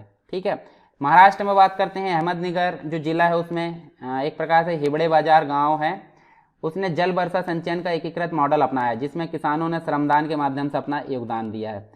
राजस्थान की बात कर लेते हैं, राजस्थान में जो सूखा प्रभावित गांव हैं एक प्रकार से उसमें बारिश का जल एकत्र करने, पीने और खेती के लिए जल की उपलब्धता बढ़ाने के उद्देश्य से नहरों और जलों की अनूठी प्रणाली यहाँ पे अपनाई है जिसे चौका प्रणाली के नाम से जाना जाता है राजस्थान के अंतर्गत। इसके अलावा नेक्स्ट जो है हमारे पास में जल संचयन के लिए मौजूदा पारंपरिक संरचनाएं क्या क्या है वो हम देख सकते हैं वर्तमान में। तो जैसे तालाब आप जानते हैं, तालाब में पानी इकट्ठा किया जा सकता है, यानी तालाब जिसे हम बंदिश भी बोलते हैं, एक प्रकार का जलाशय होता है और प्राकृतिक या कृत्रिम दोनों हो सकते हैं, यानी प्राकृतिक रूप से भी बने हो सकते हैं और मानवीय क्रियाओं यानी कृत्रिम रूप से भी इनको बनाया जा सकता है। उदाहरण के लिए बुंदेलखंड के टीकमगढ़ में हम तालाब देख सकते हैं। और कृत्रिम की अगर बात करें कृत्रिम जलाशय का उदाहरण उदयपुर की झीलें हम देख सकते हैं। जोहड़ क्या होते हैं, जोहड़ की अगर बात करें तो हम देख सकते हैं जोहड़ एक प्रकार के चेक डैम होते हैं। ठीक है, नदियों में बनाए जाते हैं, नालों में हम बोल सकते हैं, चेक डैम होते हैं एक प्रकार के। तो यहाँ पे इनका उपयोग जो है वर्षा जल को इकट्ठा करने के लिए और भूजल की जो स्थिति उसको बेहतर बनाने के लिए किया जाता है। तालाब से संबंधित यहाँ हम देख सकते हैं, यानी कि तालाब जो है एक प्रकार से जलाशय का क्षेत्रफल 5 बीघे से कम है तो उनको एक प्रकार से क्या बोलते हैं, तमाई बोलते हैं। और बड़े वाले जो जलाशय है उनको झील, सागर या समुद्र भी कहा जा सकता है। चलिए बावड़ी की बात करते हैं। बावड़ी मतलब होता है बेर या सामाजिक कुएं हम बोल सकते हैं। ठीक है, इनको क्या बोल सकते हैं, सामाजिक कुएं की संज्ञा इनको हम दे सकते हैं। ठीक है, सामाजिक कुएं जिनकी मुख्यतः पीने के लिए इनका उपयोग किया जाता है जल स्रोत के रूप में, और इनमें अधिकांश काफ़ी पुराने हैं और इनमें जल जो है काफ़ी लंबे समय तक बना रहता है। ठीक है, क्योंकि बाष्पीकरण की दर बहुत कम होती है यहाँ पे। झालर होती है, झालर एक प्रकार का कृत्रिम टैंक होता है, कृत्रिम टैंक होता है, इनका उपयोग धार्मिक एवं सामाजिक कार्यक्रमों में किया जाता है, लेकिन इसके जल का उपयोग पीने के लिए नहीं किया जा सकता। जल मंदिर जो सीढ़ी होती है या सीढ़ीदार कुएं होते हैं, उसकी अगर बात करें तो केवल भारत में हम देख सकते हैं इनका उपयोग, और भारत को एक प्रकार से शुष्क क्षेत्रों में, भारत के शुष्क क्षेत्रों में काफ़ी लोकप्रिय रही है। इसका उपयोग वर्षा जल संग्रहण और पीने के लिए लगातार यहाँ पे पानी की उपलब्धता के लिए होता है। इसके अलावा जो अहमदाबाद है, अहमदाबाद के पास एक गांव है, मतलब एक जो बावड़ी है जिसमें 6 मंजिलें हैं। यह एक मंदिर है जो कि एक कुएं पर जाकर समाप्त होती है। इनमें एक प्रकार से मंदिर नुमा संरचना एवं जल की उपलब्धता के लिए एक प्रकार से काफ़ी ध्यान दिया जाता है और उनको जल मंदिर भी कहा जाता है। कुंड की बात करते हैं तो कुंड क्या है? सामान्य तौर पर कुंड का जो है अर्थ भूगर्भीय टैंक होता है, ये अर्ध भूगर्भीय टैंक होता है और सूखे की समस्या के समाधान के लिए इसका काफ़ी उपयोग किया जाता है। जैसे धार्मिक स्थान है वहाँ कुंड पवित्र माने जाते हैं और उनमें प्रदूषण फैलाने वाले पर प्रतिबंध रहता है। जैसे गौरी कुंड है, सीता कुंड है, ब्रह्म कुंड, इनको हम देख सकते हैं। टांका या टंका की अगर बात करें तो एक छोटा सा टैंक होता है जिसमें जल को एकत्रित किया जाता है जमीन के अंदर। दीवारों पर चूना लगा दिया जाता है जिससे जल रिसे ना बाहर की ओर। और जो टैंक होते हैं, टैंक को इरिस भी कहा जाता है। क्या कहा जाता है? इसको इरिस भी हम कह सकते हैं। इरिस भारत में जल प्रबंधन के लिए बनाए गए प्राचीनतम संरचनाओं में से एक माने जाते हैं। नेक्स्ट बात करते हैं कूहल। ये भी काफ़ी लाभदायक है, खास करके अगर बात करें हिमाचल प्रदेश की तो हिमाचल प्रदेश में ये देखने को मिलते हैं। ठीक है, एक प्रकार की नहरें होती है ना, जिनका उपयोग ग्लेशियर के पिघलने से जो है जल को गांव तक पहुंचाने के लिए इनका उपयोग किया जाता है। खास करके अगर बात करें हम जम्मू की तो जम्मू में ये देखने को मिलती है। फिर गढ़ हम देख सकते हैं। राजा जो असम के राजा थे, असम के जो राजा थे उन्होंने वर्षा जल के संग्रहण के लिए तालाब और कुंड बनाए थे। ठीक है, कई स्थानों पर गढ़ का उपयोग नदी के जल को एक प्रकार से चैनलाइज करने के लिए किया जाता है। गढ़ जो होते हैं बड़े नालों की तरह भी हो सकते हैं। अब बात करते हैं, ये तो हमने देखे क्या वर्तमान में जो जल संचय के लिए मौजूदा पारंपरिक जो संरचनाएं उनके बारे में देखें। राष्ट्रीय जल मिशन की अगर बात करें हम यहाँ पे तो राष्ट्रीय जल मिशन अप्रैल 2011 में हम देख सकते हैं। अप्रैल 2011 में केंद्रीय मंत्रिमंडल द्वारा महत्वाकांक्षी राष्ट्रीय जल मिशन को यहाँ पे मंजूरी प्रदान की गई थी। और राष्ट्रीय जल मिशन जो है जलवायु परिवर्तन, एक प्रकार से जलवायु परिवर्तन और राष्ट्रीय कार्य योजना के रूप में हम देख सकते हैं। 8 घटकों में से यहाँ हम देख सकते हैं। ठीक है, जिसके अंतर्गत अगर बात करें हम यहाँ पे तो हमको यहाँ पे जल संचयन, जल संरक्षण, संवर्धन तथा परीक्षण के लिए जो नागरिक है और राज्य उनके कार्यों को प्रोत्साहन देना यहाँ मुख्य लक्ष्य रखा गया। फिर उसके बाद जलवायु परिवर्तन के प्रभावों को मूल्यांकन करना, मतलब जो सार्वजनिक क्षेत्र है उसमें जल संबंधी आंकड़ों का संचयन करना और जल संसाधन पर जलवायु परिवर्तन प्रभावों का मूल्यांकन करना, इसमें मुख्य रूप से देखा गया। फिर अगर बात करें हम अति शोषित क्षेत्र और अति संवेदनशील क्षेत्र की तो इसके ऊपर विशेष रूप से ध्यान केंद्रित किया जाना, इसके ऊपर मिशन था इसका। इसके बाद जो जल का उपयोग है, जल के उपयोग की दक्षता को क्या करना, 20% बढ़ाना यहाँ मुख्य लक्ष्य था। बेसिन आधारित एकीकृत जल संसाधन जो है उसको प्रबंधित करना और प्रोत्साहित करना मुख्य रूप से यहाँ लक्ष्य रखा गया।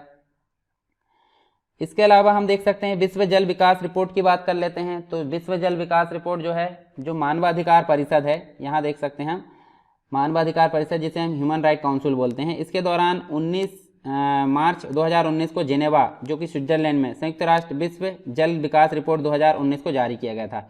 और इसका केंद्रीय विषय क्या था? विषय मतलब किसी को पीछे ना छोड़ना। और उद्देश्य क्या था? जल स्रोत प्रबंधन, जल पूर्ति एवं स्वच्छता सेवाओं को जो है गरीब व पिछड़े वर्गों तक सुलभता से सुनिश्चित कराना। जनसंख्या वृद्धि, आर्थिक विकास और उपभोग के तरीकों के बदलाव के कारण जल की वैश्विक मांग जो है लगभग 1% प्रतिवर्ष की दर से बढ़ रही है। यहाँ देख सकते हैं वर्तमान में 3.6 बिलियन जनसंख्या जो है वैश्विक जनसंख्या का आधा हिस्सा बोल सकते हैं जल की कमी की संभावना वाले जो क्षेत्र हम उसमें रहती है। और 2050 की अगर बात करें तो ये बढ़कर काफ़ी यहाँ पे पहुँचने वाला है। तो ये विश्व विकास यानी कि विश्व जल विकास रिपोर्ट की अगर बात करें हम यहाँ तो देखने को मिली। एक और चीज़ हमको यहाँ पे देखने को मिलती है, जैसे अगर बात करें हम विश्व जल दिवस की, तो ये अभी आपको पता होना चाहिए कब मनाया जाता है, 22 मार्च को मनाया जाता है। अच्छा, आपके लिए क्वेश्चन है पृथ्वी दिवस कब मनाया जाता है, ये आप कमेंट बॉक्स में ज़रूर बताइए। जो भी क्वेश्चन पूछता हूँ उसको कमेंट बॉक्स में आप बता दीजिए, ठीक है। जैसे ये जो 22 मार्च 2017 को सभी देशों ने वैश्विक जल संरक्षण को प्रोत्साहन देने के लिए इस दिवस को मनाया था, ठीक है। 2019 में इसका विषय क्या था? किसी को पीछे ना छोड़ना, ये हमने देखें, ठीक है। ये देखिए, ये देख सकते हैं, किसी को पीछे ना छोड़ना। और ब्राज़ील के रियो डी जेनेरियो में वर्ष 1992 में पर्यावरण तथा विकास के लिए संयुक्त राष्ट्र सम्मेलन द्वारा आयोजित कार्यक्रम में विश्व जल मनाने की यहाँ पर घोषणा की गई थी। इसके बाद हम बात करते हैं राष्ट्रीय जल नीति 2012 की। तो ये एक प्रकार से 7 जून 2012 को हमको देखने को मिलती है राष्ट्रीय जल नीति 2012, संशोधित रूप से ये जारी की गई। और इसकी कुछ विशेषताएं यहाँ पे थी, जैसे प्राकृतिक संसाधन जो है, यानी कि जल एक प्राकृतिक संसाधन है और जीवन, जीविका, खाद्य सुरक्षा और निरंतर विकास का एक आधार इसको माना जाता है। जल संसाधनों के विषय में अगर देखें तो जल संसाधनों के विषय में सार्वजनिक नीतियों का संचालन यहाँ पे हमको देखने को मिलता है। कुछ बुनियादी नियमों द्वारा करने की आवश्यकता है ताकि जल संसाधनों की आयोजना, विकास और प्रबंधन के दृष्टिकोण में कुछ साझापन हो सके। इसके बाद जल के संबंध में यहाँ पे समुचित नीतियाँ, कानून और विनियमन जो रेगुलेशन होते हैं उनका अधिकार राज्य का है। तथापि एक प्रकार से देखें तो जल संबंधी जो सामान्य सिद्धांत है उसके अनुरूप व्यापक राष्ट्रीय जल संबंधी ढांचागत कानून तैयार करने की आवश्यकता भी यहाँ देखने को मिली। इसके बाद जल जो है एक प्रकार से अगर देखें तो घरेलू उपयोग, कृषि, जल विद्युत, ताप विद्युत, नौवहन की अगर बात करें, मनोरंजन, इनके लिए काफ़ी आवश्यक है। तो इसके लिए हमको जो है ये विभिन्न प्रकार के उपयोग और शहरी तथा ग्रामीण क्षेत्रों में जल की आपूर्ति निर्धारण के लिए जल का जो है जल का इष्टतम उपयोग करना बहुत जरूरी है।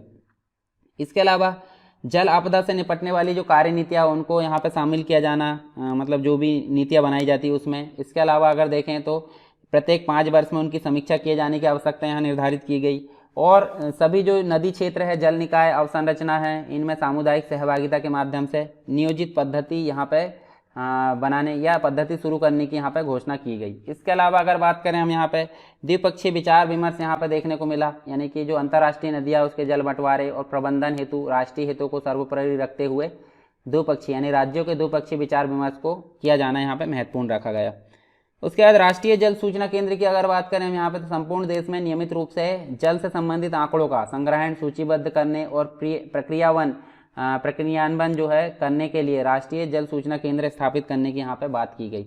राष्ट्रीय जल बोर्ड भी इसके संबंध में है, जो राष्ट्रीय जल नीति के क्रियान्वयन के लिए नियमित निगरानी के लिए राष्ट्रीय जल संसाधन जो परिषद है उसके द्वारा अनुमोदित किए जाने के अनुसार राष्ट्रीय जल नीति के आधार पर एक कार्य योजना तैयार करनी चाहिए। ये सभी विशेषताएं किसके अंतर्गत देखी गई? राष्ट्रीय जल नीति 2012 के अंतर्गत। अब जल क्रांति अभियान की बात कर लेते हैं थोड़ा सा। तो जल क्रांति अभियान क्या है? तो देखिए, देश में अगर बात करें हम जल संरक्षण और प्रबंधन को सुदृढ़ बनाने की, तो यहाँ पे प्रवाह की निगरानी, मतलब जो प्रबंधन को सुदृढ़ बनाने के लिए यहाँ पे जो प्रवाह की निगरानी जो करने हैं और जल संरक्षण एवं प्रदूषण निवारण आदि के लिए सरकार ने एक प्रकार से जो महत्वाकांक्षी परियोजना है या अभियान है जिसे हम बोलते हैं जल क्रांति अभियान, तो किस किस के लिए प्रयोग किया गया? यानी कि जल का संरक्षण करने, उसका प्रबंधन करने, उसके प्रवाह की प्रणाली को निगरानी करने और उसके बाद प्रदूषण का निवारण करने, इन सभी चीज़ों के लिए जल क्रांति अभियान किसके द्वारा शुरू किया गया? सरकार के, गवर्नमेंट के द्वारा इसको शुरू किया गया। और इस प्रकार अगर देखें तो 101 जल ग्राम यहाँ चयन किया गया। ठीक है, 1001 जल ग्रहण जो जल ग्राम है उसको यहाँ पे तैयार किया गया और इसमें राज्यों का सहयोग मुख्य है, यानी कि राज्यों के सहयोग से इस अभियान को अगले 2 वर्षों में तेजी से बढ़ाने का निर्णय भी लिया गया।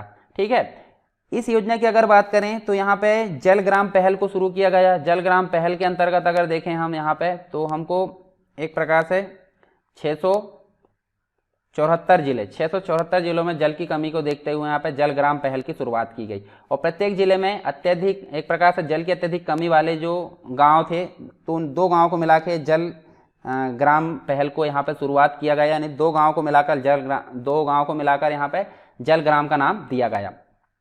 ठीक है, और 674 जिले में 1348 जल ग्राम की पहचान की गई यहाँ पे। इसके अलावा जल क्रांति अभियान के लिए यहाँ पे जिन मौजूदा स्कीमों में व्यय किया जा रहा है वो वर्तमान में हम देख सकते हैं, जैसे प्रधानमंत्री कृषि सिंचाई योजना, जल निकायों की मरम्मत, नवीकरण और पुनरुद्धार, उसके बाद एकीकृत वाटरशेड मैनेजमेंट कार्यक्रम, मनरेगा, सूचना शिक्षा एवं संचार, राष्ट्रीय जल मिशन कार्यक्रम, त्वरित सिंचाई लाभ कार्यक्रम और बांध पुनरुद्धार एवं सुधार। ये सभी कार्यक्रम जो वर्तमान में हम देख सकते हैं मौजूदा स्कीमों में जो जल क्रांति अभियान के लिए यहाँ पे व्यय किया जा रहा है, जो प्रस्तावित है मुख्य रूप से।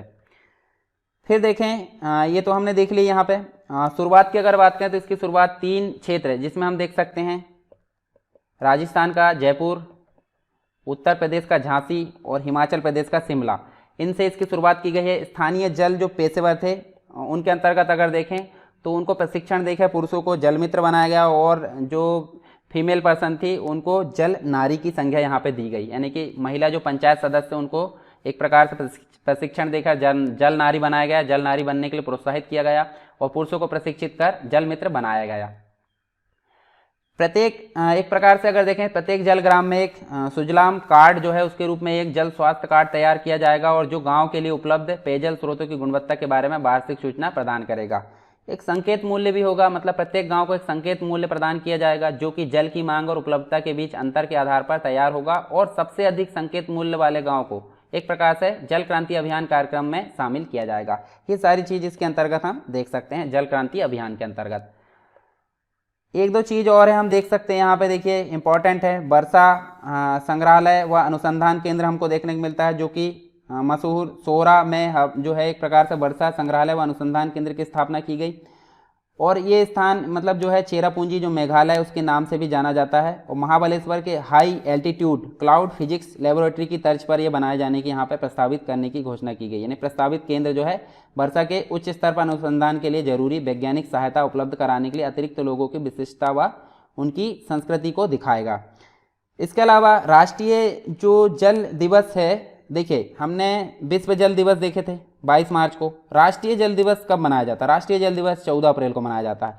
और केंद्रीय जल संसाधन नदी विकास एवं गंगा संरक्षण मंत्रालय ने जल संसाधन मतलब जो प्रबंधन है उसके क्षेत्र में डॉक्टर भीमराव अंबेडकर के योगदान का उल्लेख करते हुए इसकी घोषणा की, और उनके जन्म दिवस के उपलक्ष्य पर ही इसको मनाया जाता है।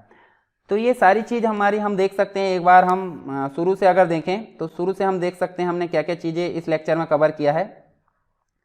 तो यहाँ देखिए हमने सबसे पहले जाने थे जलप्रपात के बारे में, जलप्रपात से संबंधित कुछ इंपॉर्टेंट चीज़ें हमने जाने। उसके बाद हमने देखिए कुछ इंपॉर्टेंट जलप्रपात, उनके संबंध में कुछ ऊंचाई उनकी और उनकी स्थिति देखे हैं, ठीक है, और राज्य देखे हैं।